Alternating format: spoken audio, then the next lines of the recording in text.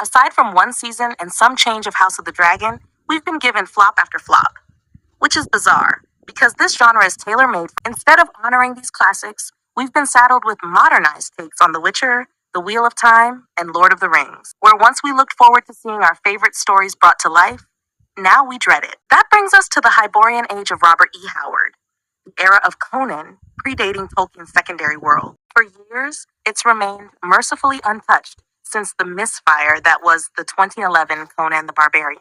I'm not here to tell you about some bizarre Conan reboot starring Pedro Pascal as a repentant warrior, a red Sonja movie that's been sitting on the shelf for nearly 2 years, dumped into theaters for a single day. Honestly, it never should have been released at all. This new red Sonja reimagines the she-devil with a sword as a matriarchal eco-warrior. After watching it, my only question is, why? Was this just a contractual release to keep the rights? A last-ditch attempt to scrape back some production costs? Possibly. Was it the worst movie of the year? Shockingly no. But it does underscore the sad state of epic fantasy today, where the girl boss trope has replaced myth, grit, and grandeur. The troubled history of this production is almost more interesting than the film itself. Back at Comic-Con years ago, giant posters promised a Robert Rodriguez-directed Red Sonja starring Rose McGowan. That fell apart. Then Simon West, Con Air Tomb Raider, was attached, with Amber Heard rumored for the lead. That fizzled. Bryan Singer was next, until controversy buried the project again. Things went silent until Wonder Woman's success convinced studios they could cash in on a feminist fantasy wave. Enter Millennium Media, who hired Tasha Huo, writer of Witcher Blood Origin, and Criticisms Intact. The script leaned heavily on Gail Simone's Red Sonja run, best known for feminist reinterpretations that added quirks like body odor jokes and sexual identity tweaks. Fans hoping for a brutal, Howard-inspired saga were left disappointed. Unsurprisingly, that version fell apart, with both Soloway and John Kamen exiting. Then came a surprising turn. Hollywood showed restraint. Matilda Lutz was cast, a choice that visually fit the role, and MJ Bassett, Solomon Kane, Ash vs. Evil Dead, Reacher, stepped in as director. For a moment, it seemed like the project might actually recover, but the real issue remained: Huo's script, and the final cut makes that painfully obvious. Instead of the fiery mercenary and iconic chainmail armor, audiences got a softened version of Sonja, an eco-conscious heroine more concerned with nature, animals, and moral lectures than vengeance. The story opens in idyllic Hyrcania, where young Sonja grows up in a matriarchal community before raiders destroy it. In Howard's version, Sonja's tragedy included brutal violence that ignited her burning quest for revenge and drove her pact with the goddess. Here, that raw edge is stripped away, leaving a sanitized origin that robs her transformation of impact. The central villain is Emperor Dragon, a frail ex-slave who somehow ascends to rule half the known world.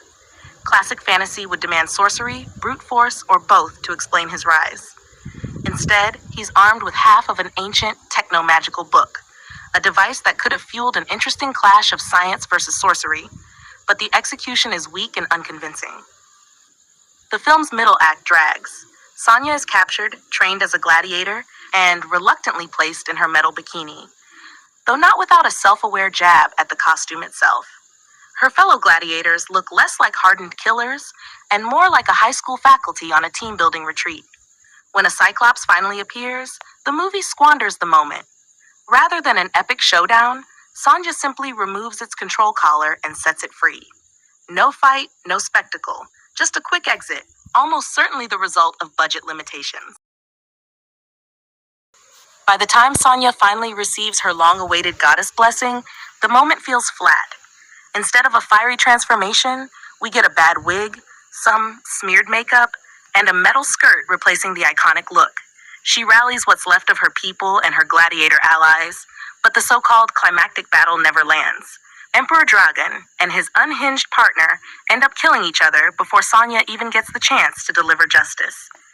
And in true modern Hollywood fashion, the finale closes with a forced emotional exchange between hero and villain, capped by the now standard forehead touch stand-in for intimacy. On a technical level, the film isn't terrible. The $17 million budget buys passable CGI, respectable cinematography, and a surprisingly strong score from the same composer behind The Witcher and One Piece. Matilda Lutz gives it her all. But none of that can overcome the core problem. A script still weighed down by modern updates and Simone-inspired alterations. Red Sonja has never been a nurturing eco-hero preaching lessons. She is, at her heart, a survivor forged in blood and vengeance. A ruthless avenger defined by fire and ferocity. Strip that away, and what's left is a hollow, preachy shadow of the original. And that's the larger issue. Hollywood has systematically dulled the edge of epic fantasy, sanding down its raw, violent, masculine core. We've seen it happen with The Witcher, Willow, The Wheel of Time, and The Rings of Power. Huge budgets, huge losses, all chasing the same misguided formula. The tragedy is simple. Instead of delivering a golden age of fantasy, studios have given us sterilized, committee-approved versions of the stories fans actually wanted. Red Sonja, 2025, is just the latest casualty. A reminder that sometimes the worst outcome isn't no adaptation at all, but a bad